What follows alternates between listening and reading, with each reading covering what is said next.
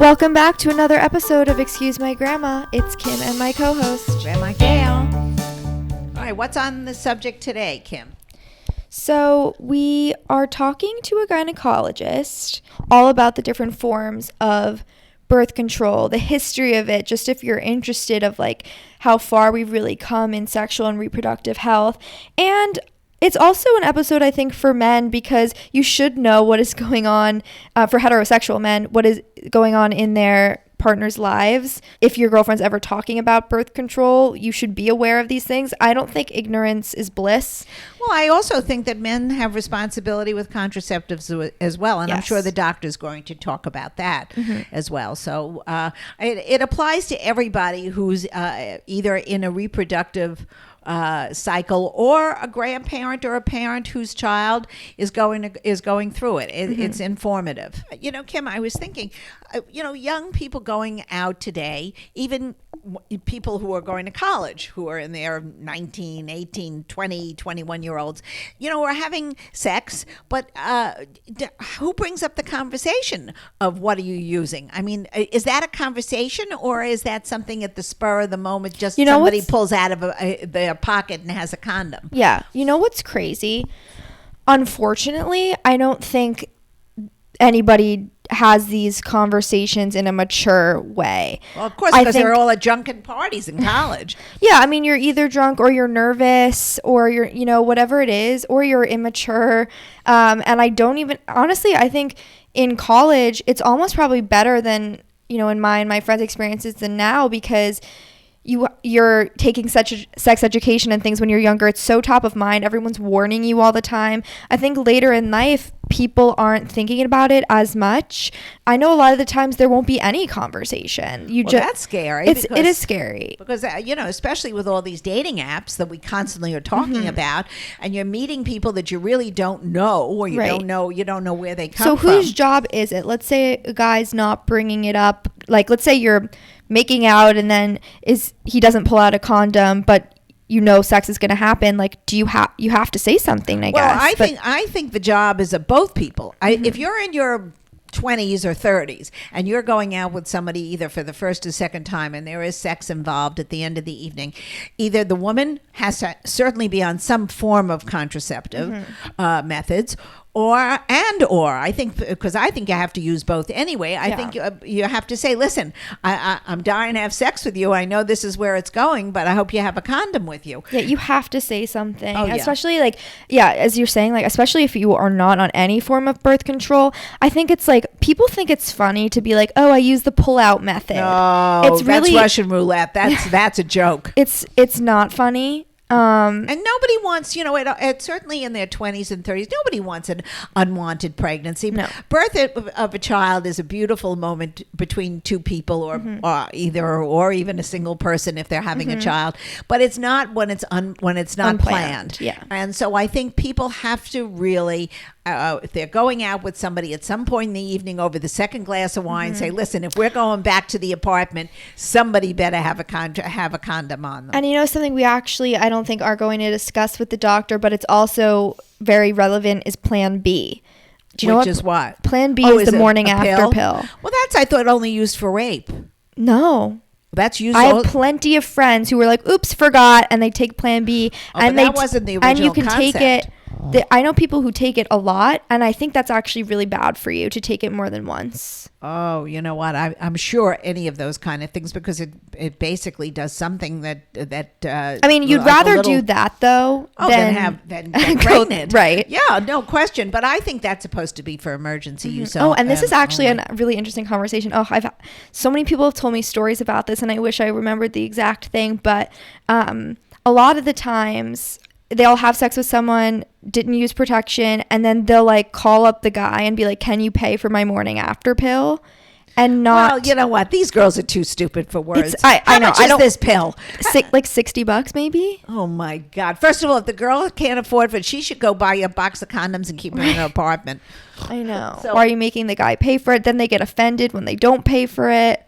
I've so many stories about this that are just crazy. I think these girls better grow up. No, and sorry, and not even just a lot of my guy friends too will be like, these girls are texting me being like, can you buy my Plan B? Like it's not just, it comes from both sides. Oh, wow. Well, Yeah. glad I'm not going through this anymore. I think we should cut this conversation off and go to speak to the doctor. Yeah, the medical authority on all of this, Okay. Dr. Fiss. We are joined by Dr. Caitlin Fiss, OBGYN. Dr. Fiss, thank you so much for joining us. Thank you, doctor.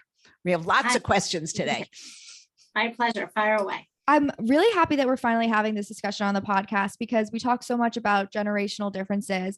And when it comes to sexual and reproductive health, so much I feel like has changed, especially with open discussions around birth control, abortion, STIs. I think you left out something. Where did you go to undergraduate? Where did you go to medical school? I love to always do that because I look on her pictures on the wall and I'm always interested before we get in the conversation. Okay, so I went to Tufts undergrad. Oh. Was pre-med when I got to college, but then I started exploring more of a liberal arts education at Tufts, and they were really encouraging that back in the 80s. So I ended up being an English major at college. And then after college, I was working and decided, no, I really wanted to listen to my heart and go into medicine as I always had wanted to. And I went back to Columbia and did what's called a post-bac pre-med program. So after college, all the pre-med prerequisites in a short period of time. And then I went to Brown for medical school, trained at Mount Sinai residency, and I was on faculty at Cornell Medical School for 8 years, and then went back to Mount Sinai. So going back a little bit, talking about taboo with these kind of topics, why do you think it's more widely discussed now than before? Well, from my perspective, I don't know, the doctor would know this because she's the same age as my daughter, or similar. We just didn't talk about sex. Sex was not taught in school, really. It wasn't discussed at the dinner table. And it was really, you got married and had sex. So anybody who was having sex prior, because contraceptives weren't as widely used, certainly not birth control. There was no birth control in the 50s, and that came much later. There were always things that were around for contraception, but the truth is it wasn't a subject that we talked about openly. It was it was a much more proper society. People was very puritanical, and the girls who got in trouble, and that usually ended up in an early marriage or no marriage, and they became a single parent, and their parents took care of the child as well as they could. So it's different. So Gail, then when you were raising your children, were you able to have those open conversations, never having had that experience? Yes. No, that by the time my kids were in the 80s going to college, and we had the discussion, and I wouldn't send my daughter to college without her discussing some kind of birth control methods. And of course, she met her husband the first day of school, so it didn't matter. I mean, whatever they used seemed to work 32 years later. My son was a different issue because he was much later. And we did talk about it. We talked about it to be safe. In other words, there were diseases going around that nobody wanted to get. So that was a conversation. We didn't have that. Nobody, I don't know, in the 50s ever knew about herpes, or if they knew about it, it was something under the table and no one ever discussed. All venereal diseases were always, I'm sure, around, but we really didn't openly discuss it. By the time my kids were in school, that was an open conversation, but we didn't have the wonderful vaccines that you got, have today for young teenagers not to have certain illnesses. So it was a different type of society, and sex was reserved for when you got a little older. I don't think teenage sex in the 50s and early 60s was that prevalent. I might be wrong, but certainly in the world I came from, in a suburban area outside of New York City, it really was not a conversation that really ever happened. I think I give you a lot of credit, because I think a lot of women your age who never had that conversation with their parents then did not know how to have that conversation with their daughters and their sons. And so I think everything was very slow to evolve. The birth control pill was developed in the 50s. I think HIV played a big movement in bringing conversation, people being able to say the term condom into conversation without cringing and running away. And I will say that I give the gay men a lot of credit, because they came right out, and then we started to make condoms accessible, and you would find condoms machines in installed Bathrooms. public spaces, and people started to use the word condom more openly. And I think that is something that was that we learned about and gained through the AIDS crisis, because we didn't know in the 80s what HIV and AIDS were and how it was transmitted. And as we started to learn in the early 80s and in the late 80s, it kind of came in much more into conversation to be able to talk about condoms.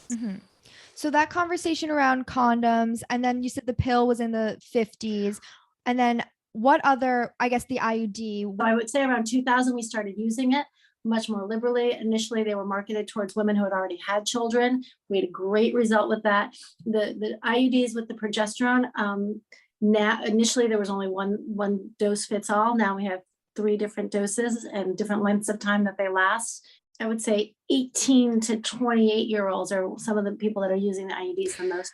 So you would really recommend that for college young women as a birth control, or would you rather them go on a pill, or is there no difference anymore?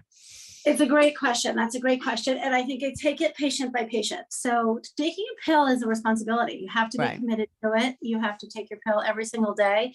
We're using very low dose pills. So the original pill that came out had 50 micrograms of ethinyl estradiol. That's the estrogen part of the pill. When we talk about combined pills, that means it has estrogen and progesterone in it. And there's hundreds of pills on the market nowadays. And the reason they differ is either in the dose of estrogen or the type of progesterone that they use. So you can play around with both ingredients to find the perfect match for each patient. Some people have a medical reason that they cannot be on a birth control pill. The reason you have to go to a doctor to get a prescription for a birth control pill, and there is a movement to make pills over the counter and be able to buy them just like Tylenol or Advil or any kind of inflammatory. There's a movement to make them more available for women, for young women who are sexually active and don't have access to medical care. Correct. But the one reason that the FDA has held out on making that labeling available and making that available to the market is because of the risk of blood clot. The pill can affect people's mood, it can affect weight, it can affect menstrual cycles. So you have to pick the person very, very carefully who's going to use the pill, and you have to have, the person has to be committed to taking a pill every single day at the same time. All right. That was my follow-up question. I feel like me and so many girls that I know, it was always a process to find the birth control that really worked for them. I feel like I tried a billion different pills. It really does affect your mood. And finally, I'm a Mirena spokesperson. I think it's the most brilliant invention of all time. But for people who have trouble kind of finding the one that works for them, what advice would you have? And what really is the process of that? Is it just conversations with your doctor? Do you find with patients it is trial and error a lot of the time? I do. I find that it's a little bit trial and error. I think you have to see your doctor. The pill has other non-contraceptive benefits. So some of the benefits are it's excellent for skin. So if you have acne, you might choose one pill with a certain type of progesterone in it that would be better for skin. The truth of the matter is they're all great for skin. All of the combination pills are great for skin, not so much with the progesterone only pills, but the combination pills are all good for skin. Mood is very person to person. For some people, the pill is stabilizing, and actually it's recommended as treatment for PMS, which is premenstrual syndrome. It's hormonal. And if you take a monophasic pill, meaning the type of pill that has the same dose of medication every single day through the active pills through the month, it will eventually even out your mood. So you won't have the natural ebb and flow of hormones that is part of the natural cycle. So you kind of have to have a conversation with a healthcare provider. This is the problem I see with this. Just to interject, how does a young 18-year-old girl that hasn't got the ability to go to a doctor or can't afford it or whatever, and they can get the pill maybe through their local healthcare centers in their neighborhoods, this becomes an issue. And there has to be some way the FDA or some overall riding organization who has a say in this really gets to something that's good for at least almost the whole population. There's always 1% that can't tolerate it, and those people would go off it. But I still find this is how many years now the pill has been out, at least 60 years, and they still haven't got it down pat. I find it amazing with all our brilliant minds like yourself and all the other people in the profession, that they can't generalize a medication. Meaning make one fits all, or make it Yeah, one fits, or yeah, thing that fits all, that just anybody can go in and buy. I think that having the slight differences is part of what makes the pill so excellent, because you can tailor it for the person. I understand what you're saying. If we had one that fit everybody, yeah, there are some that I think would pretty much fit everybody, but then again, different companies and different pharmaceutical companies are pushing different pills. Going back to the IUD for a second, there's also a non-hormonal IUD called the Paragard, which has copper. Also troubleshot a lot of the problems that we had with the IUDs prior to the 90s. Very few complication rates, superb contraception, very much reversible. It has no hormones. You have it placed by a medical provider. Doesn't have to be a doctor. It can be a nurse practitioner and somebody trained to place that. It lasts for up 10 to even, it's now been extended to 11 and 12 years in certain places. Wow. And the only downside is because of the way it works. And the way it works is it makes a sterile inflammatory reaction in the lining of the uterus. So you build up white cells in the lining of your uterus. There's no infection, but you're building up inflammatory markers. When those shed out during your period, because there's no hormone, you still get your period on a monthly basis. The period can be heavier and a little bit crampier, and it can last a little bit longer. So for that reason, it's not that appealing to many young women. Right. There's actually a new non-hormonal method out called Phexxi. It's a gel that you insert just prior to intercourse. When used properly, the studies show it can be 93% effective in real life. So whenever you look at contraception, there's always like, how is it done in the lab when we were studying it? And then how do real life women use this method? So in real life, it came down to like 86% effective, which is sort of the same efficacy as a condom. But for people who can't take or won't take hormones, or don't have access to a doctor Phexxi is still a prescription. But if you don't have somebody that can, if you're not able to have an IUD installed, this is a great, new thing to the market. And it's been such a long time since we have new things. We do not have a male birth control pill, which is something I know they're working on. It's very, very hard to do. See, Kimmy, you're talking about contraceptives for young people in their 20s. So this would be certainly an important thing. What about people who get older? Do we still do the same IUDs? Do we have more of a problem with? What do you mean older, like 40s? Well, in their 40s. I was actually thinking of almost in their 50s. Is there any increase in, let's say, because you would know, and I certainly am ignorant on the subject, in breast cancer and any of these things, or different? Because that worries me. Typically, the average age of menopause in our country is about 51, 52. It can be younger if you have a family history of earlier menopause, or if you're a smoker. But generally, you won't get pregnant naturally after the age of 52. Right. There are some outliers, so always good to consult with your doctor. But generally speaking, even if you get your period still? Yes, because of the age of the egg. So the egg quality goes down, so it becomes very hard to get pregnant. It's not impossible. And if you're having regular periods and you're 53, you definitely should be using contraception. I always talk with my patients about using it up to 54, 55 as needed.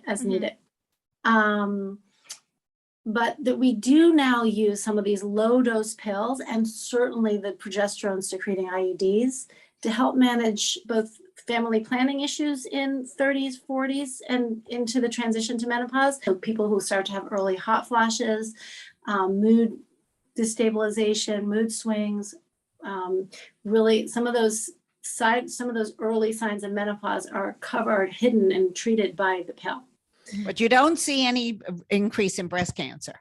Well, that's the third thing I wanted to talk about. So we know that estrogen, exogenous estrogen, taking oral estrogen in high doses can, for long periods of time, has been linked to breast cancer. What we believe in the pill is, if you're using a very small dose of estrogen, this is why we brought the levels down significantly. So we're looking at 10 and 20 micrograms of ethinyl estradiol, and you use it for a short period of time, then we don't believe it causes breast cancer. If somebody had a risk for breast cancer, then giving them estrogen might make that breast cancer come out earlier, but we don't think it causes breast cancer in somebody who doesn't have a risk for breast cancer de novo.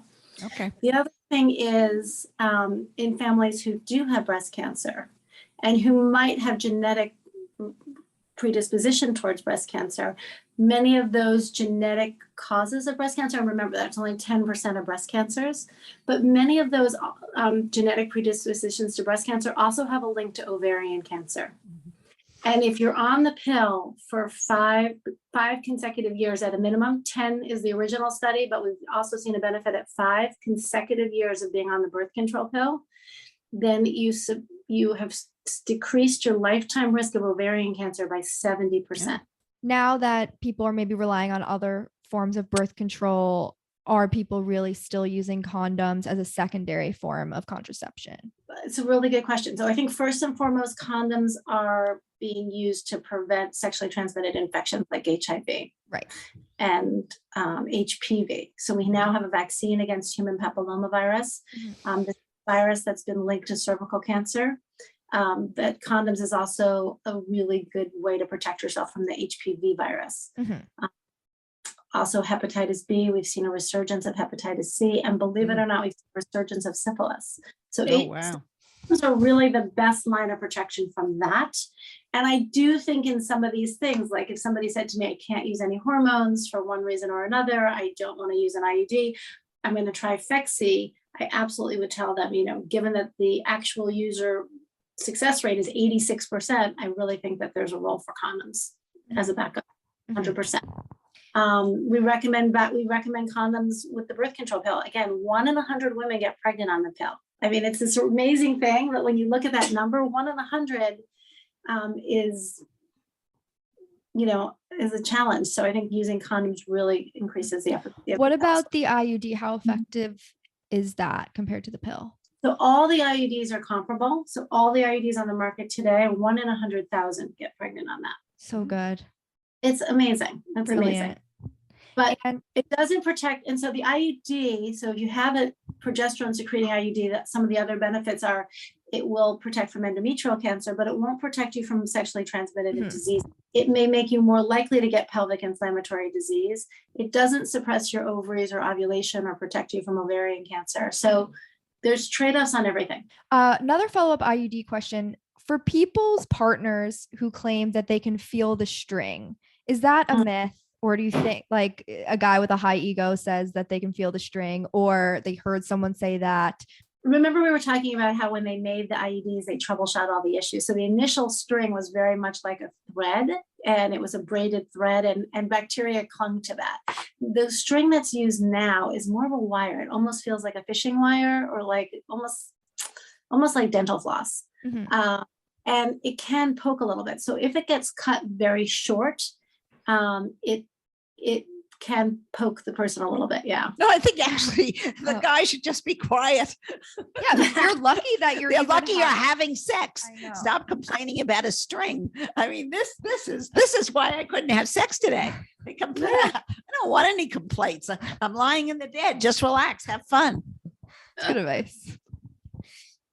So speaking of, we're clearly very open. A lot of parents or children might not have the same relationship where it's a little harder to talk about sex, whether it's, hey, I got my period, or hey, I want to go on birth control, or hey, I might be pregnant.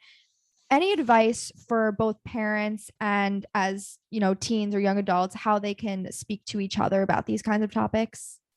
Well, the thing I would say to parents is the best thing you can do is just sit there and listen sometimes your child just wants to talk or ask questions without any judgment. And the minute you say something, they're going to interpret it as judgment.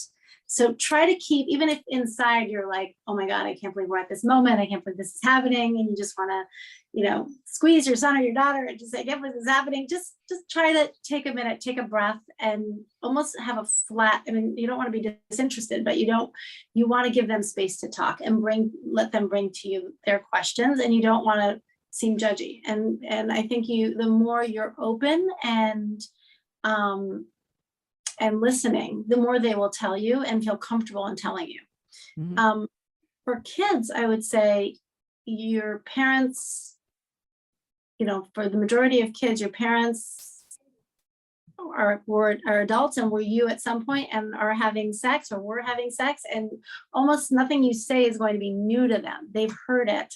So, some people are like, my mother wouldn't know what I'm talking about, or my father, that's the case. Well, but in a way, like with an IUD, let's say, if you say like, I want to go on this, and it might be something foreign because in the 80s, maybe, my mom didn't know what that was, then couldn't it kind of be a... Well, no, but I think if you have an open relationship with your parents or somewhat of a conversation, of course, they're new things. Everybody realizes that.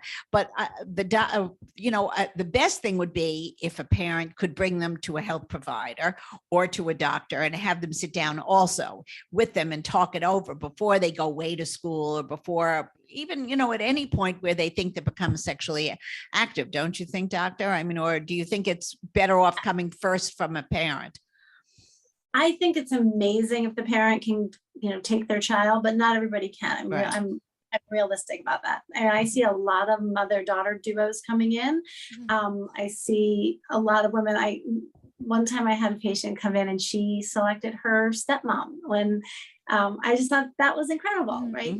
What a nice way to honor that woman in her life. She said, I don't feel comfortable talking to my mom, but I do so with my stepmom.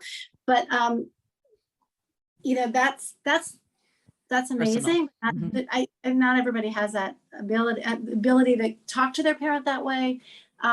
But I would say the most successful mother-daughter pairs that come in to talk about contraception for me are the ones where the mom sits back and lets the daughter be the adult in the room. You're going to be having a sexual relationship with another person. That is a very adult moment for a teenager or a young adult.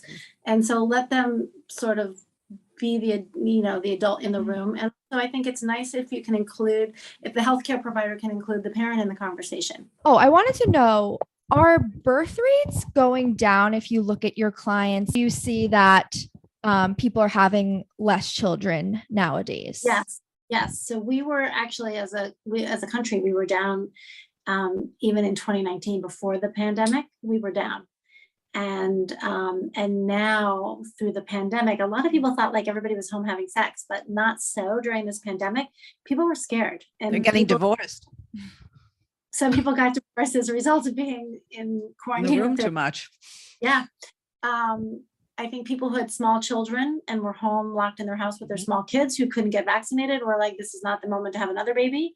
I think people were scared to get, sick, to get COVID during pregnancy. Women who are pregnant are 2 times as likely to have serious complications of COVID. And they were scared to get the vaccine in pregnancy.